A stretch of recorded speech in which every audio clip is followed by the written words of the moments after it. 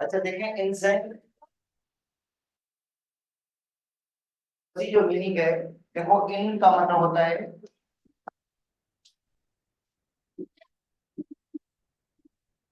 Enzyme का मतलब होता है यीस्ट।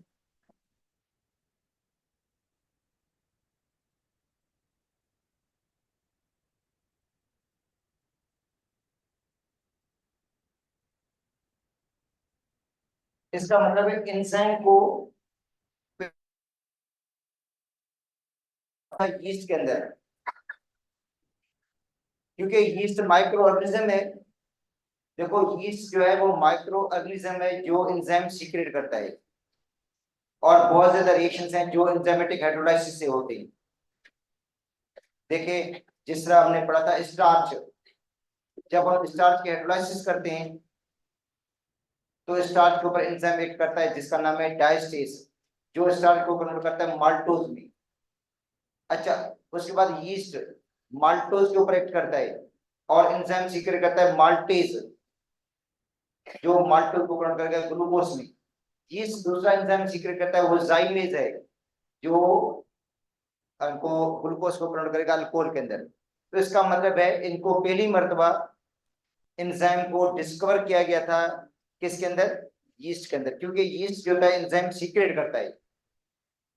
माल्टेज, सक्रेज, जाइमेज, ये एंजाइम्स हैं जो सीक्रेट कौन करता है, यीस्ट। तो एंजाइम्स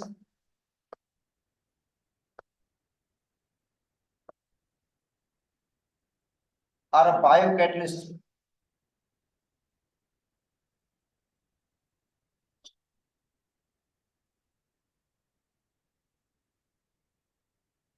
बायोकैटलिस्ट हैं व्हिच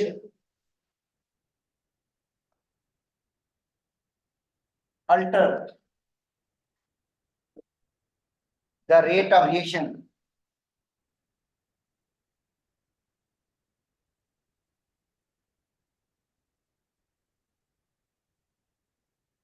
in living system।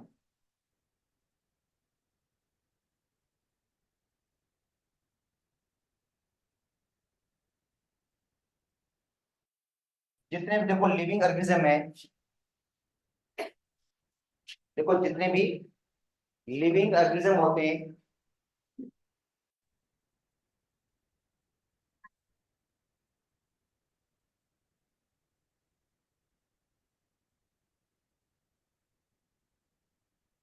देखो देखो जितने भी लिविंग ऑर्गेनिज्म है उनके अंदर जितने भी रिएक्शंस होते हैं उनको कैटलाइज एंजाइम करता है।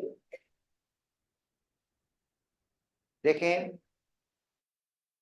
डाइजेशन ऑफ फूड को हम देखें तो डाइजेशन ऑफ फूड के, जो फूड की डाइजेशन है वो माउथ से स्टार्ट होती है जिसको हम कहते हैं बक्कल डाइजेशन।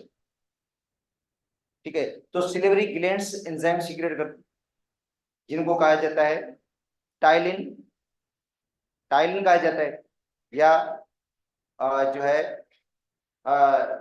अमाइलेज, जो अमाइलेज को क्या करते हैं, हाइड्रोलाइसिस करते हैं, जो पॉलीसेकेराइड को कन्वर्ट करते हैं डाइसेकेराइड के अंदर। ठीक है, उसके बाद जो फूड जाता है स्टमक के अंदर। अच्छा, स्टमक में होता है गैस्ट्रिक जूस। ठीक है, स्टमक की जो वाल्स है वो गैस्ट्रिक जूस सीक्रेट करती हैं। उसके अंदर हाइड्रोक्लोरिक एसिड होता है। हाइड्रोक्लोरिक एसिड जो है, एक तो उसको रिक्वायर्ड पीएच प्रोवाइड करता है एंजाइम को, पेप्सिन है जिनको एक्टिवेट करता है, पेप्सिन में कन्वर्ट कर देता है। और जो फूड के अंदर जो बैक्टीरिया वगैरह होते हैं उनको क्या कर देता है, किल करता है। मतलब एंटीसेप्टिक भी है एचसीएल, और रिक्वायर्ड पीएच भी प्रोवाइड करता है एंजाइम की एक्टिविटी के लिए।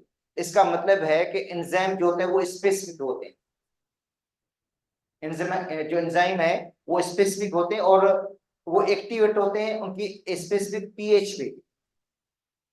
देखो पेप्सिनोजिन, जो पेप्सिनोजिन है इनएक्टिव, वो एक्टिव बनता है एसिडिक पीएच पे। उसकी जो पीएच है वो 1.6 या 1.2 हो, 1.6 मतलब 1 से लेकर 2 तक, 1 से लेकर 2 तक क्या है वो मैक्सिमम एक्टिविटी शो करता है। इसका मतलब है एसिडिक पीएच पे, लो पीएच पे वो मैक्सिमम एक्टिविटी शो करेगा। अच्छा, अब वो स्पेसिफिक इसलिए है वो सिर्फ प्रोटीन की हाइड्रोलाइसिस करता है, कार्बोहाइड्रेट्स की नहीं करेगा, लिपिड की नहीं करेगा। अच्छा, जो लिपेज होता है, लाइपेज, अच्छा वो क्या करता है, लिपिड की हाइड्रोलाइसिस करता है, उसको कन्वर्ट करता है ग्लाइसरॉल फैटी एसिड में। अच्छा, उसके बाद फूड जाता है स्मॉल इंटेस्टाइन के अंदर। स्मॉल इंटेस्टाइन के अंदर आपको पता है 3 जूस आकर मिलते हैं।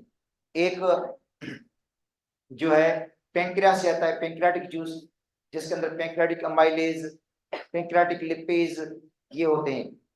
अच्छा, दूसरा आता है बाइल जूस, लिवर से। इसके अंदर सोडियम की साल्ट होती है, बेसिक साल्ट होती है, बेसिक साल्ट।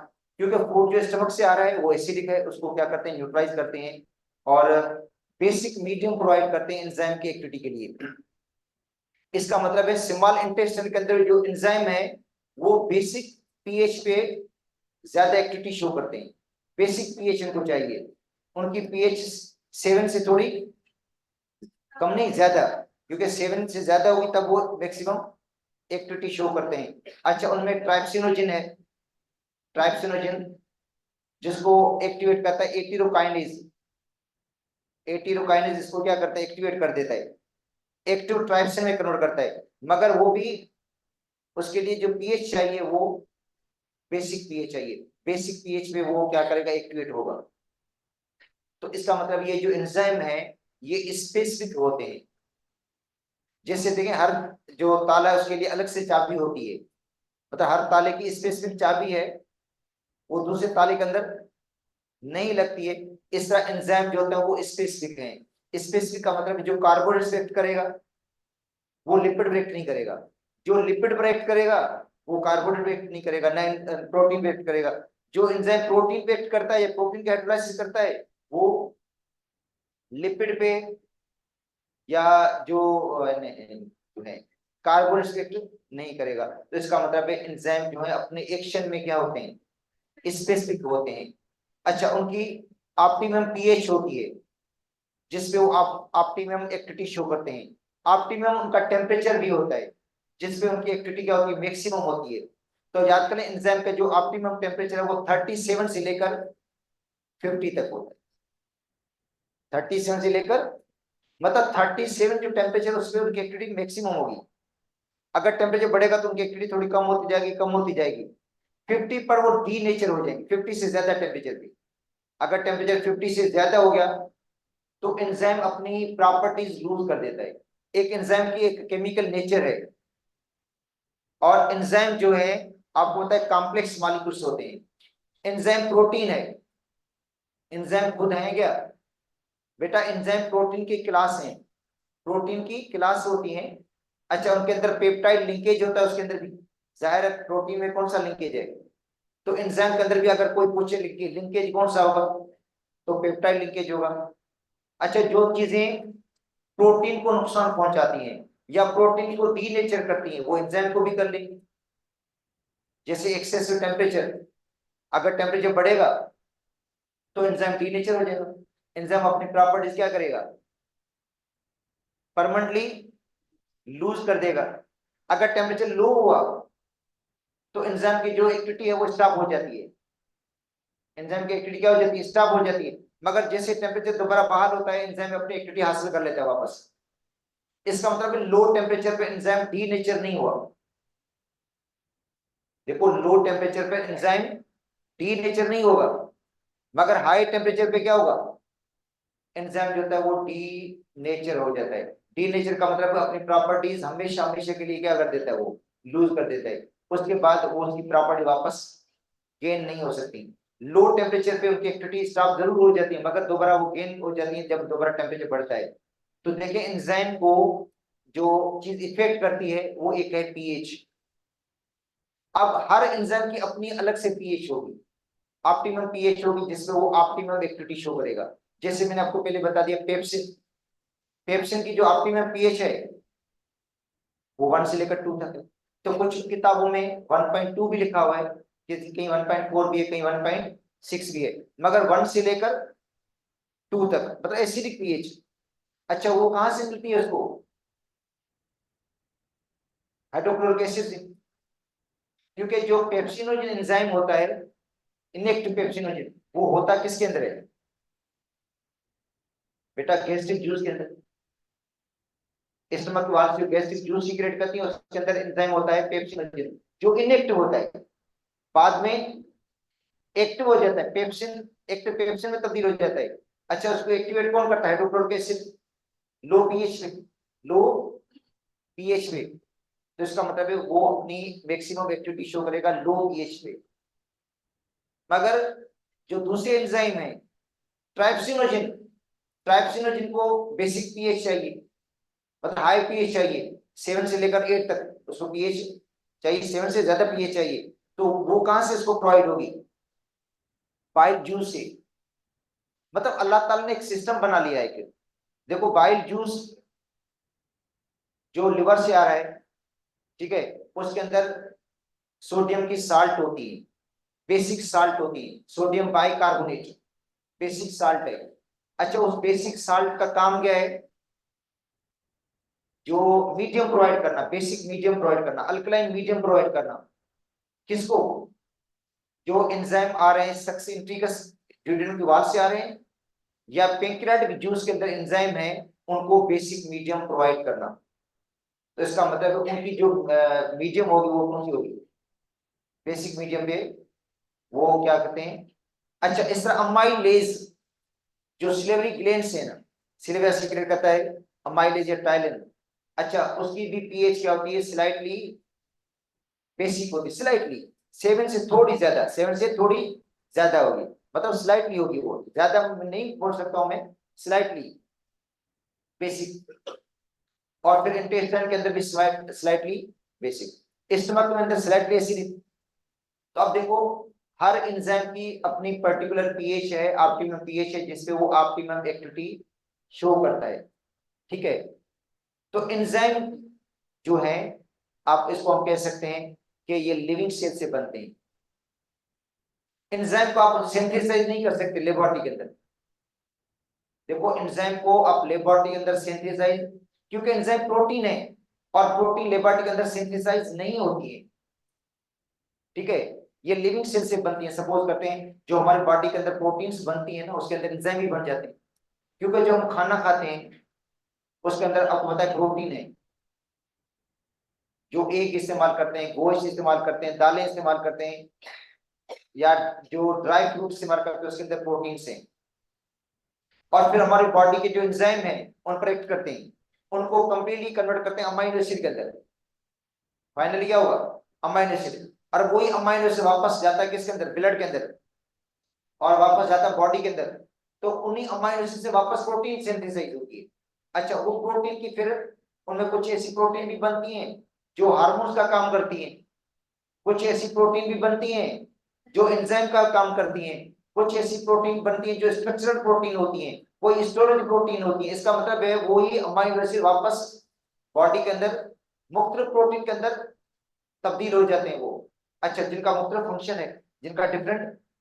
अब एंजाइम के खाते में आता है कि ये कैटलिस्ट है ये, और जितने भी केमिकल रिएक्शंस हमारी बॉडी के अंदर होते हैं, लिविंग सिस्टम के अंदर होते हैं, इनको क्या करते हैं? ये तेज करते हैं, उनकी स्पीड को बढ़ाते हैं। अच्छा, ये ज्यादा इफेक्टिव है इनऑर्गेनिक कैटलिस्ट से। अगर इनका मुकाबला हम इनऑर्गेनिक कैटलिस्ट के साथ करेंगे तो उनसे बहुत ज्यादा ये क्या होंगे? ज्यादा इफेक्टिव है। हमारी पुरानी किताब में एक एग्जाम्पल दी गई है कि भाई H2O2 हाइड्रोजन पेरोक्साइड है ये, इसकी जो एक्टिवेशन एनर्जी है वो 18 किलो कैलोरी है पर मोल, 18। और आपको ये भी पता है enzyme lower the activation energy. Enzyme क्या करता है? एक्टिवेशन जी को लो करेगा, और एक्टिवेशन जी लो की तो रिएक्शन क्या हो जाएगा? फास्ट हो जाएगा। अच्छा, तो H2O2 जो है उसकी activation energy in the absence of catalyst 18 kilo calorie है। कितनी? 18 kilo calorie in the absence of catalyst. अगर कैटलिस्ट नहीं भी डालेंगे 18 किलो कैलोरी होगी। In the presence of iron, iron की अगर मौजूदगी है तो 13 किलो कैलोरी आ गई। कितनी? 13 का मतलब 5 यूनिट कम हो गई। प्लाटिनम की मौजूदगी में जो प्लैटिनम कैटलिस्ट उसकी मौजूदगी में 12 किलो कैलोरी कम होगी, और भी 6 यूनिट। अच्छा, enzyme catalyst produce from liver reduce this energy 5 kilo calorie. तो इसका मतलब है वो एनर्जी कम होगी कितनी, 5 किलो कैलोरी तक, और रिएक्शन रूम टेम्परेचर पर होगी without any heating, without any. अच्छा, एक और मिसाल, अगर स्टार्च को, स्टार्च है ना, क्योंकि हम जो डाइट इस्तेमाल करते हैं उसमें क्या होता है, गंदम है, मकई है, चावल है, उसके अंदर क्या है, पोटैटोज में क्या है, स्टार्च है। अगर स्टार्च को आप ग्लूकोज में तब्दील करना चाहें लेबोरेटरी में ये रिएक्शन करना चाहें, तो उसको बॉयल करना पड़ेगा HCl के साथ। क्या करना पड़ेगा, बॉयल करना पड़ेगा, हाइड्रोक्लोरिक एसिड के साथ बॉयल करेंगे तब वो कन्वर्ट होगा।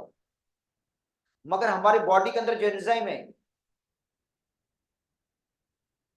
हम चावल खा लें, हम जो है वो आलू खाएं, जो भी खाएं, हमें HCl के साथ बॉयल नहीं करना पड़ेगा, अपने आप को हीट नहीं देनी पड़ेगी। वही एंजाइम उन रिएक्शन को इतना एफिशिएंटली से कर लेते हैं कि कंप्लीट हाइड्रोलाइसिस हो जाती है ग्लूकोज, मतलब उसकी स्टार्च की कंप्लीट हाइड्रोलाइसिस ग्लूकोज में हो जाती है विदाउट एनी हीटिंग।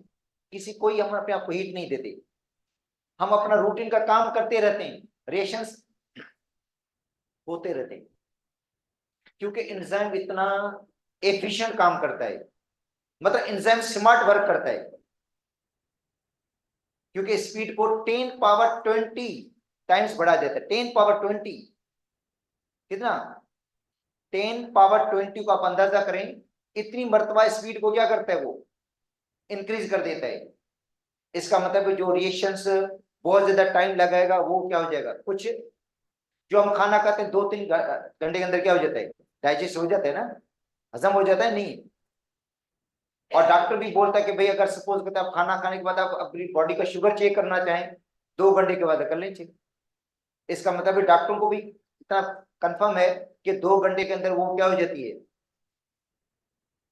जो खाना खाए वो डाइजेस्ट हो जाता है, डाइजेशन इतना टाइम लग जाता है, और अपने रूटीन के काम भी करते रहते हैं, क्योंकि वो एंजाइम अपना स्मार्ट वर्क लेते हैं, एफिशिएंटली काम करते हैं, और जितनी भी कॉम्प्लेक्स चीजें खा लेते हैं हम,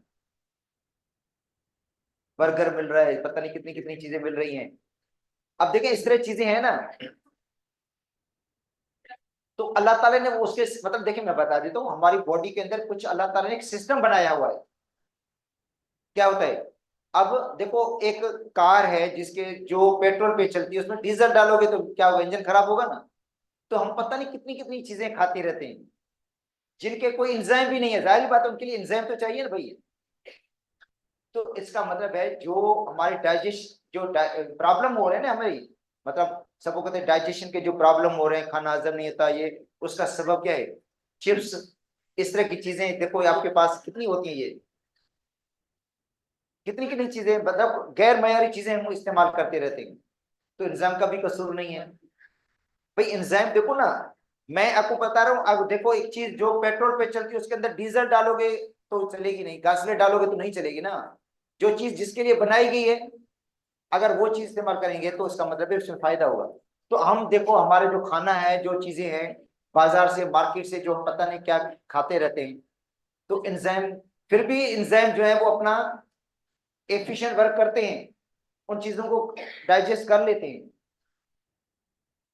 अच्छा अब देखो, नहीं खाने की चीज तो है मगर फिर भी देखें बेटा, जो चीज बनाई गई जाती ना। अच्छा मैं बताता हूँ, डॉक्टर से पूछो ये मोटापा क्यों ज्यादा हो रहा है लोगों में, फैट ये वो, ये क्यों ज्यादा हो रहा है, लाजिम बात है हम इस तरह की बाजार की चीजें इस्तेमाल करेंगे, वो तो करेंगे ना, ये हमारी डाइट बैलेंस डाइट नहीं होती है। एक होते हैं देखो बैलेंस डाइट, अगर वो हमारी डाइट अगर बैलेंस डाइट नहीं होगी, जितनी हमें देखो हमारी बॉडी को जितनी प्रोटीन चाहिए, या हमारी बॉडी को जितनी आयरन की जरूरत है, मतलब वो आयरन कहाँ से मिलेगा, लाजमी जो डाइट हम इस्तेमाल करते हैं, या सपोज करते हैं जो आप कल पढ़ कर आए थे, मिनरल्स, भाई हमारी बॉडी को कैल्शियम की जरूरत है, फास्फोरस की जरूरत है, आयरन की जरूरत है, ये मिलेंगे डाइट से। अगर वो डाइट हम इस्तेमाल ही नहीं करेंगे, सिर्फ आलू चिप्स इन पे गुजारा करते रहेंगे, तो जाहिर बात है हमारी बॉडी में क्या हो जाएगा, डेफिशिएंसी होगी, लाजिमी बात है। ठीक है, जिसकी वजह से वीकनेस भी हो जाती है, मेंटल अलर्टनेस भी नहीं होती, दिमागी अब जो है चुस्त नहीं होते हैं। उसका रीजन है कि हम एक्सरसाइज भी नहीं करते, बहुत सारी चीजें नहीं करते ना, क्योंकि इस तरह की चीजें देखो मेटाबॉलिज्म को एक्टिवेट करती हैं। देखो ये चीज क्या है, क्या मेटाबॉलिज्म है ना, एंजाइम क्या करता है, एक्टिवेट करता है, बढ़ाता है किसको, मेटाबॉलिज्म। मेटाबॉलिज्म को बढ़ाएगा ना। अच्छा, मेटाबॉलिज्म में आपको पता है ब्रेक डाउन होती है और सिंथेसिस भी होती है। देखो ब्रेक डाउन किसकी, जो हमने खाना खाया उसकी ब्रेक डाउन होगी, लाजिम बात है। कार्बोहाइड्रेट्स की होगी, प्रोटीन की होगी, लिपिड की, जो भी चीजें हमने खाई हैं उनकी क्या होगी, मेटाबॉलिज्म होगी, उनकी ब्रेक डाउन। ठीक है, जिसको हम कहते हैं केटाबॉलिज्म। केटाबॉलिज्म का मतलब है बड़े जो मॉलिक्यूल्स हैं उनकी क्या होती है, ब्रेक डाउन होती है, जिनसे हमें एनर्जी मिलती है। अब देखो जो रोजाना हम काम करते हैं, रोजाना हमें 2500 से 3000 कैलोरी चाहिए, मतलब हमारे रोजाना की जरूरत है ये, मतलब 2500 से 3000 कैलोरीज हमें रोजाना चाहिए। अच्छा वो कहां से मिलेंगी कैलोरीज, जो हम डाइट इस्तेमाल करेंगे। अच्छा, उसकी जो हम डाइट इस्तेमाल करते हैं, लाजमी बात है उसकी ब्रेक डाउन होती है, जिसको हम कहते हैं केटाबॉलिज्म। अच्छा उसके बाद ब्रेक डाउन तो हो गई, कार्बोहाइड्रेट्स कन्वर्ट किसमें हो गया, ग्लूकोज के अंदर, प्रोटीन किसमें कन्वर्ट हो गई, अमाइनो एसिड के अंदर, लिपिड किसमें कन्वर्ट हो गया, ग्लाइसरॉल और फैटी एसिड के अंदर। अच्छा दोबारा क्या होगा, ये ब्लड के अंदर एब्जॉर्ब होंगे, ये ग्लूकोज ब्लड के अंदर एब्जॉर्ब होगा, हमें एनर्जी देगा। जो बचेगा वो स्टोर हो जाएगा। अगर सपोज करते हैं ज्यादा बच रहा है, लाजिम बात है हम जो है वो वजन हमारा बढ़ जाएगा, वेट बढ़ेगा ना। वेट बढ़ने का सबब ही यही है, क्योंकि हम ज्यादा कार्बोहाइड्रेट्स वाली चीजें इस्तेमाल कर रहे हैं, उनकी वजह से वेट बढ़ जाता है। या ऑयली चीजें ज्यादा इस्तेमाल करने की वजह से वेट बढ़ जाता है, क्योंकि वो ट्राइग्लाइसराइड होता है, ट्राइग्लाइसराइड में तब्दील हो जाता है। ठीक है, इसके अलावा दूसरा जो शुगर होती है एक्सेस होती है, वो भी ट्राइग्लाइसराइड में कन्वर्ट हो जाती है, ट्राइग्लाइसराइड शुगर में कन्वर्ट हो जाता है। देखें जिन लोगों के ब्लड के जो टेस्ट हैं वो सही नहीं आ रहे हैं, सपोज करते हैं जिनमें जिनका शुगर लेवल बढ़ रहा है, शुगर लेवल बढ़ रहा है इसका मतलब है कार्बोहाइड्रेट्स की मिकदार क्या है, ब्लड के अंदर ज्यादा है।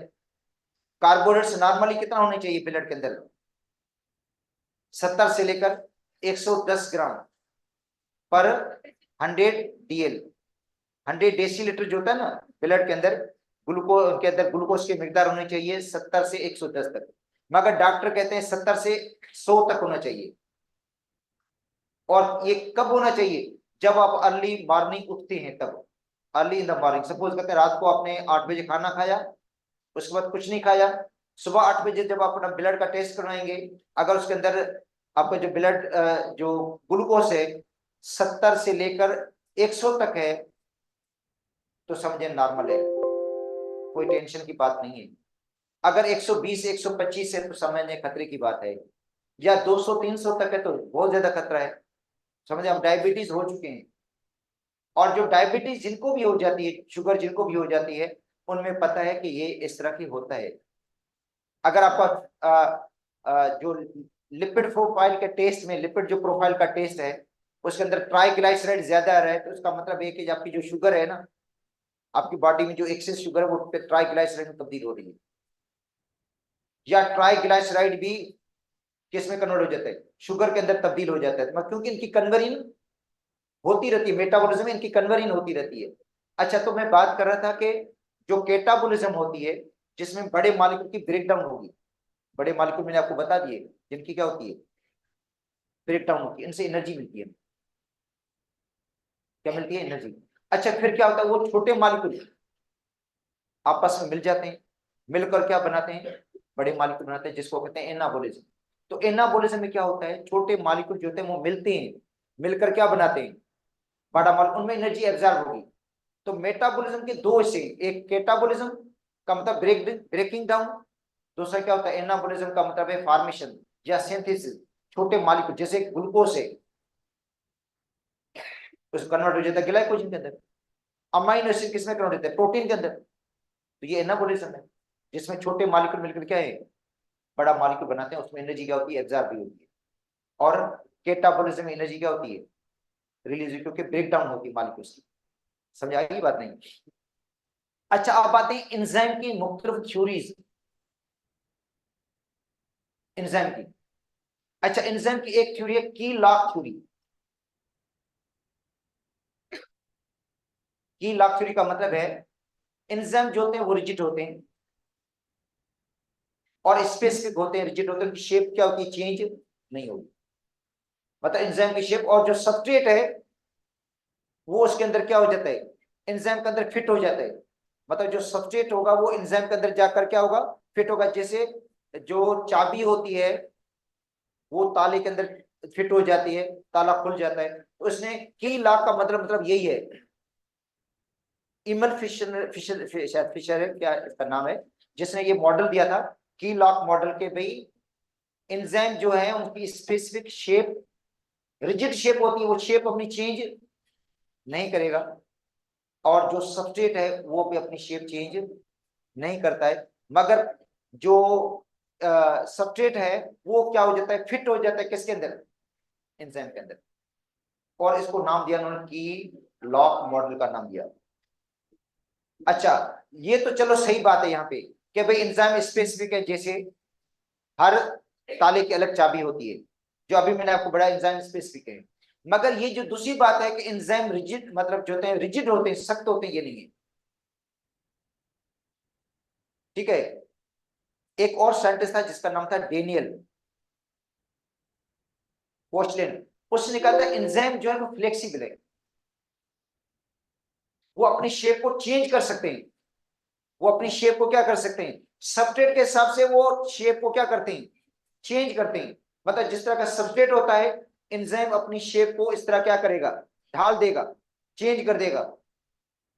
इसका मतलब है एंजाइम जो है वो समझें कि रिजिड नहीं है, फ्लेक्सिबल है। वो अपनी शेप को क्या कर सकते हैं, चेंज कर सकते हैं, मॉडिफाई कर सकते हैं। उनके अंदर शेप के अंदर मॉडिफिकेशन आ जाती है सबस्ट्रेट के हिसाब से, सबस्ट्रेट के हिसाब से। तो ये जो डेनियल पोस्टलैंड का जो कंसेप्ट था, ये ज्यादा उसको तकवीत मिली।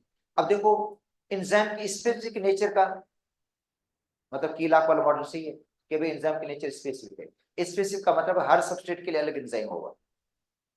मतलब कार्बोहाइड्रेट का एंजाइम लिपिड ब्रेक नहीं करेगा, लिपिड का एंजाइम कार्बोहाइड्रेट ब्रेक नहीं करेगा। मतलब जो लिपेज है वो सिर्फ लिपिड की हाइड्रोलाइसिस कर सकता है। ठीक है। जो प्रोटीज है वो प्रोटीन की हाइड्रोलाइसिस कर सकता है, कार्बोस के हाइड्रोलाइसिस नहीं करेगा। यहां तक तो बात सही है। मगर जो कहता है एंजाइम की शेप रिजिड होती है, वो कंसेप्ट सही नहीं है। एंजाइम जो है फ्लेक्सिबल है, वो अपनी शेप को क्या कर देते हैं, चेंज कर देते हैं। वो सब्सट्रेट के हिसाब से अपनी शेप को क्या करते हैं, चेंज कर देते हैं। तो ये जो सेकंड थ्योरी है वो सही है। अच्छा, अब देखो, तो अब होता यह है कि एंजाइम है प्लस सबस्ट्रेट। सबस्ट्रेट वो होता है जिस पर एंजाइम एक्ट करे। बेटा सबस्ट्रेट वो होता है जिस पर एंजाइम एक्ट करता है, उसको हम कहते हैं सबस्ट्रेट। तो एंजाइम और सबस्ट्रेट ये मिल जाते हैं और क्या बना देते हैं, एंजाइम सबस्ट्रेट कॉम्प्लेक्स।